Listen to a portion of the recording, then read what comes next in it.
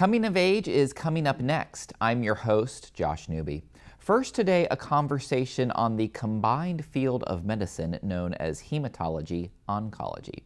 Then we'll learn about an exciting new program that seeks to pair neighbors who want to help their friends in the West Side Neighborhood Association. Finally, we'll hear about grandparents who have to raise their grandchildren because the parents are out of the picture for whatever reason and what resources are available to them. Stay tuned. Coming of Age starts right now.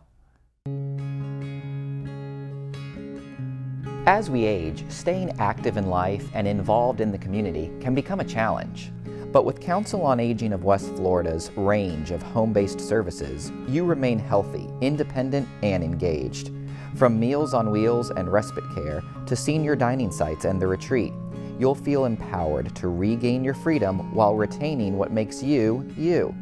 We've been in the community for nearly 50 years, advocating for elders and supporting those who care for our parents and grandparents. We were there when your father's health began declining, when your mother needed companionship during the day. And guess what? We'll be there down the road when you need those services too. Now, join with us as we talk together about the aging issues that matter to you. Hematology-oncology is a combined field of medicine between hematology, which is the study of blood, and oncology, which is the study of cancer. Hematologists are specialized in diagnosing and treating blood disorders and blood cancers such as leukemia, lymphoma, and melanoma. Oncologists are specialized in diagnosing and treating cancers. A hematologist-oncologist, therefore, is a type of physician who specializes in both fields. Joining us today to discuss more is Dr. Jana Langata with Baptist Medical Group. Doctor, thank you so much for coming on today. Thank you so much for having me. First, tell us a little about yourself and what brought you to the area. Well, I'm really excited to be here today and talk to you. So I actually grew up in Michigan. And after completing my medical school, I did my internal medicine residency at St. Joseph Mercy Hospital in Ann Arbor, Michigan, which is 3 years of internal medicine training, followed by an extra year of chief residency. I then did my 3 years of fellowship in hematology-oncology at East Carolina University in North Carolina. When I was done with my training, I was looking for a strong oncology program with a variety of diseases which I can treat with my patients.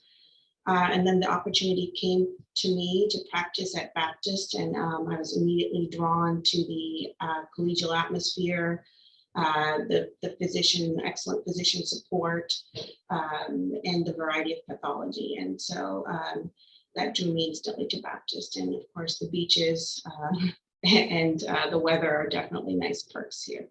I know October is National Breast Cancer Awareness Month, and we're certainly going to get to that. But before we begin, what should viewers know about hematology-oncology? So hematology-oncologist is actually a branch of medicine that incorporates hematology, which is a study of diagnosing and managing blood disorders, and oncology, which is the management of cancer. So a hematologist tries to diagnose and treat different kinds of cancer and non-cancer related blood disorders. So that could include iron deficiency anemia, things like sickle cell, and also blood cancers, which include lymphomas, leukemias, and multiple myeloma. Oncology, these are specialists that diagnose and treat cancer. So a hematologist oncologist is a specialist that specializes in both fields. And what are the different types of breast cancer? And maybe talk through how those are diagnosed. Yeah, so the way we categorize breast cancer, and that could be a little confusing. So majority of breast cancers are what we call carcinomas. Okay, and what that means are these are cancers that arise from the skin or the cells lining a certain tissue. So for a breast cancer, that means cells that have arisen from the milk ducts or lobules, which are milk-forming glands. And typically we talk about cancer staging. And when we talk about cancer staging, it refers to the size and location of the tumor. And as well as has it gone to the lymph nodes or other organs beyond the breast. So we stage a cancer from stage 0 all the way to 4, 0 being non-invasive, to stage 4, which means that it has gone to a distant organ, either the lymph node or other organs beyond the breast. So when we talk about a non-invasive cancer, that's called ductal carcinoma in situ. And that refers to any kind of abnormalities in the milk duct or lobule, but that has not infiltrated the barrier. So these are called DCIS. And then on the, we also have invasive cancers, which have then infiltrated the barrier and have gone outside. And these are called invasive ductal or invasive lobular. So you can categorize breast cancer as non-invasive, or DCIS, or invasive. The other way we subcategorize breast cancers are based on expressions of 3 different types of receptors. One are hormone receptors, and other is overexpression of a protein called human epidermal growth factor, also known as HER2. So based on the presence of these 3 receptors, we categorize women into different subtypes. So if you express all 3, you're known as triple positive. If you express none of those, you're known as triple negative. If you express just the hormone, then you're known as hormone positive, and just the HER2, you're known as HER2 positive. So there's different ways we subcategorize based on these receptors, and that determines the prognosis as well as individual treatment plan. So once you do typical way of diagnosing breast cancer is any abnormality that you detect on a screening mammogram. We do recommend for women ages 50 to 74 to have a mammogram once every 1 to 2 years. In certain high-risk women, for those who have a family history of breast cancer, we recommend this mammogram screening to be more frequent, usually once a year. And sometimes we also incorporate MRIs as screening. Once you do detect an abnormality in the mammogram, you proceed to doing what's called a diagnostic mammogram, and as well as an ultrasound. And ultimately, a biopsy is what's needed to diagnose and give someone a breast cancer diagnosis.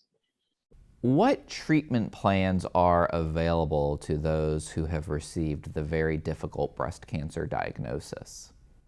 So the treatment plan is very much individualized based on, we talked about the stage of the cancer, so the extent of where the cancer is located. So typically stages 1 to 2 are called early stage. When we talk about stages 3A to 3C, they're called locally advanced. And about 5% of women are diagnosed with metastatic disease on presentation, which means the cancer has gone outside of the breast to other organs. So we did talk about the expression of those receptors earlier. So depending on whether you're hormone positive or triple negative or triple positive, there's individualized treatment plans for each person. So for a breast cancer, there's local therapies, which include lumpectomy, which is removal of the lump, or sometimes mastectomy, which is removal of the breast. Can also include radiation to the targeted area. Medical treatments include chemotherapy, which chemotherapy is a broad term, which is any medicine that's used to kill cancer. And that could be in the form of a pill, that could be in the form of an intravenous infusion or injections. So in breast cancer, for hormone positive women, we utilize hormone blocking pills such as tamoxifen and anastrozole. So each individual diagnosis has a specific plan that we discuss in a multidisciplinary tumor board with all the oncologists, radiologists, radiation oncologists to come up with the individual plan. We have just about a minute left, but I wanted to make sure that I asked you. I know Baptist Medical Group offers mammogram assistance to women. Can you tell us more about that and how to get signed up? course, yeah. So the Baptist Healthcare has a mammogram fund, which is utilized to provide free mammogram screening for women who are underinsured or uninsured. And if there is an abnormality in those mammograms, our Baptist Cancer Support Services, they connect our patients to either financial assistance or Medicaid so that there is no lapse in their care. Our support services are excellent, their team. They are there for the patient from the time of diagnosis to coordination of their biopsy and care, all the way through their treatment to survivorship. So, Dr. Janalangada, thank you for joining us today. Next, an exciting new program that pairs neighbors who want to help with neighbors who need help. Stay tuned.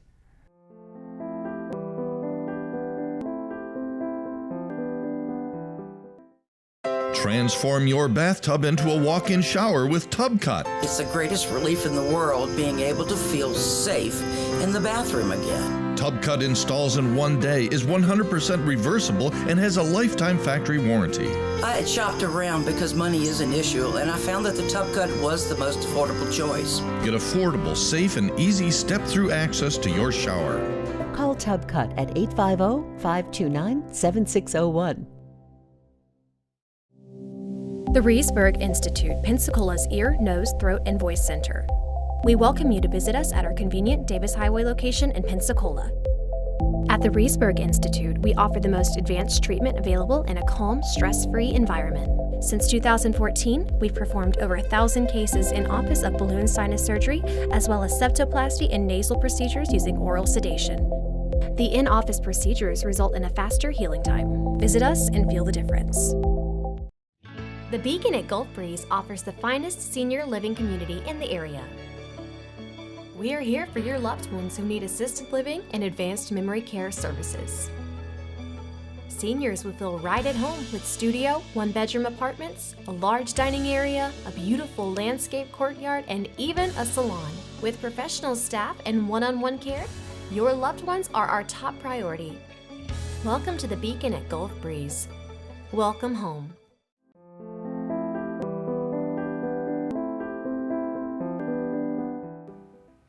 As Pensacola's West Side neighborhoods continue to evolve, it is important to not leave our older, more established, and often minority friends behind.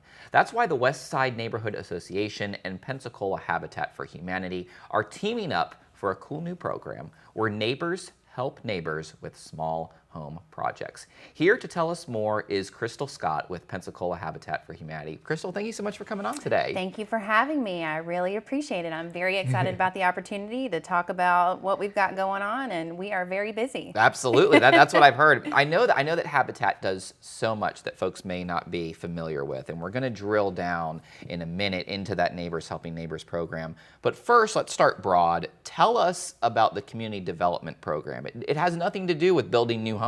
It really doesn't, and you're right, Josh. A lot of people are very unfamiliar with the other services that Pensacola Habitat's able to provide to our community. Community development program is a relatively new program. We started it in 2016, and it's basically a program the ultimate goal is to sustain the homeownership within the family, within the individual. Sure. And so we're wanting to do critical home repairs to be sure that the families remain in their home. Right. We will come out and build a wheelchair ramp to allow for folks to age in place. We want to do whatever we can, again, to preserve that home ownership that exists. And it just goes right along with our mission of building homes, communities, and hope, because a lot of these stories are about community and the hope aspect of what we do. Definitely, and I know that Habitat for Humanity and Council on Aging have partnered together on multiple projects, especially for those wheelchair ramps. Yes, that absolutely, you were discussing. Absolutely. Tell us about the Neighbors Helping Neighbors program. This is so cool to me, and it seems like something that we have just needed someone to facilitate. And now that we have someone to facilitate, tell us more about it. Yeah, it's really exciting to me. Westside Garden District has experienced tons of new development. And so Pensacola Habitat and NeighborWorks, which I'll talk a little bit about if we have time. Sure. But we identified that the importance of being able for new neighbors to build relationships with old neighbors, and for the history to remain in the community is so important. And so we thought that this was a really good opportunity to do that in Westside Garden. And so we're excited to bring this program to the community. And again, we hope to replicate it in other neighborhoods and in other communities as well. Definitely. Now, for those who aren't familiar, this is from A to Pace and from Cervantes to Garden. Correct. Okay. Correct. So, like I said in the intro, it is essentially what it sounds like, younger, able-bodied volunteers helping their older neighbors. How do those younger able-bodied volunteers sign up? Well, we want you to reach out to us. Pensacola Habitat for Humanity has a huge volunteer base, but one of the things that we would really like for the folks in this particular area to do is just reach out to us. You can do that by phone, or our website has a ton of information about the program. But we want you to reach out to us. We'll provide a brief little training. No experience is necessary.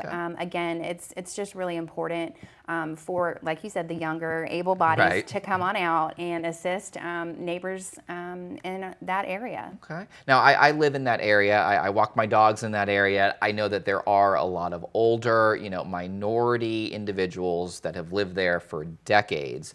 And their homes are in sometimes various states of disrepair. If I need help, if I'm a senior that needs help in that area, what do I do? Well, we're hoping to reach out to those folks and kind of identify and come to you and say, hey, would you like for us to come and do a yard cleanup, or would you like for us to fix your fence, or whatever the identified issues are. But if people are watching this, we would really love for you again to give us a call. We'll be happy to come out and assess the situation and tell you whether or not you're a good fit for this program. It's a really, really exciting time. I think it's going to be really cool. Yeah, I agree. So let's say I want to volunteer, but I am not handy. That is a true story. I am not handy at all. Not a hypothetical.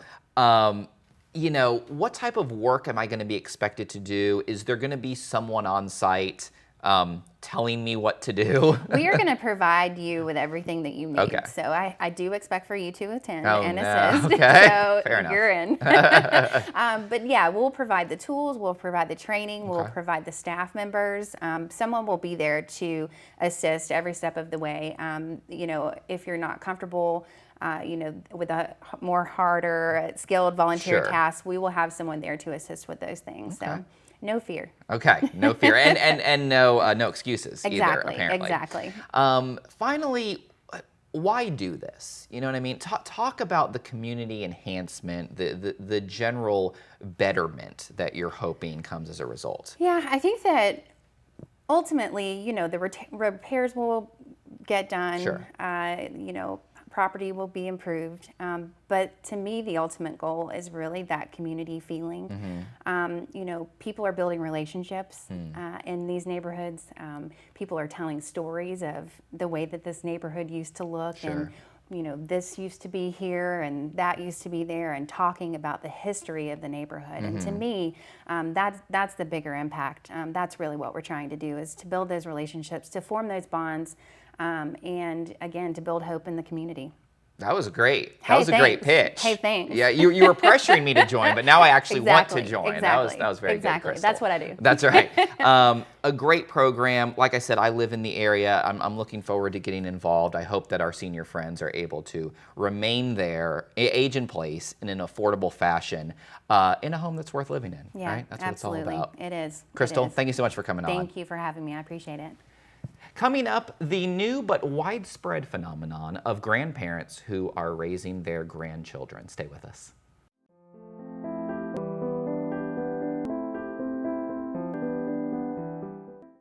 Since 1989, TLC Caregivers has been providing the special help people need to stay independent in their own homes. TLC is an employer of choice in the home care market.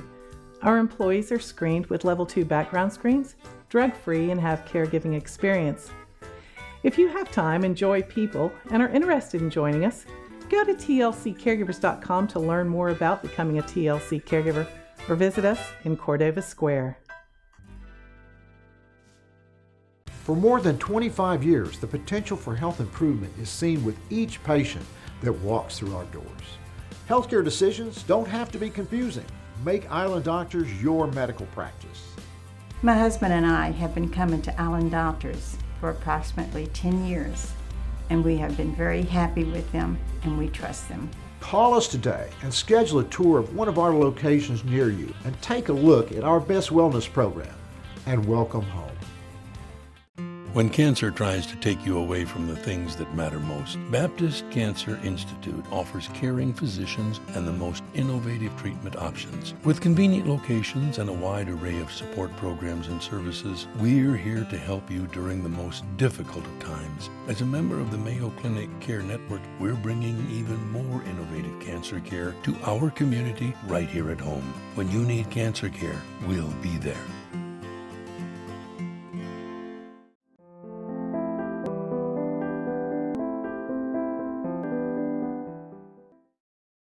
For whatever reason, children's parents are often out of the picture, leaving grandparents to raise their grandchildren. These empty nesters suddenly have to remember how to raise a kid and how to budget and adjust their lives accordingly. It's fortunate the grandparents are there to do this, obviously, but it's not easy. Let's hear more from Wendy Meredith, who participates in the local support group. Wendy, thank you so much for coming on today. Thanks, Josh. Thanks for having me. Absolutely. Tell us about why this happens. Why do grandparents often have to step in and raise their grandchildren? Well, there's a numerous, amount of reasons, but probably the most common reasons are parents die, and grandparents are still living. Sure. Some are incarcerated. Behaviors, things of that nature. I know the opioid epidemic has also contributed massively to this. Yes. That's how I was introduced to really? the grandparents raising grandchildren. Through my day job, I actually work teaching nutrition and wellness skills, life skills to individuals of limited resource. Okay. And a lot of those are in drug and alcohol rehab centers. Okay. And I saw that a lot of these kids that were taken away from my actual students were with grandparents. And like I said, I mean, it's terrible in one way, but it's good that the grandparents are there sort of as a safety net to provide for the grandchildren. I call my group of grandparents raising grandchildren my superheroes. Oh, absolutely. They're my superheroes. I mean, I am raising a child right now with my wife, and then, having to have the child leave the home and then have to do it all over again when you're in your 60s or 70s. I mean, they are superheroes, yes. Absolutely.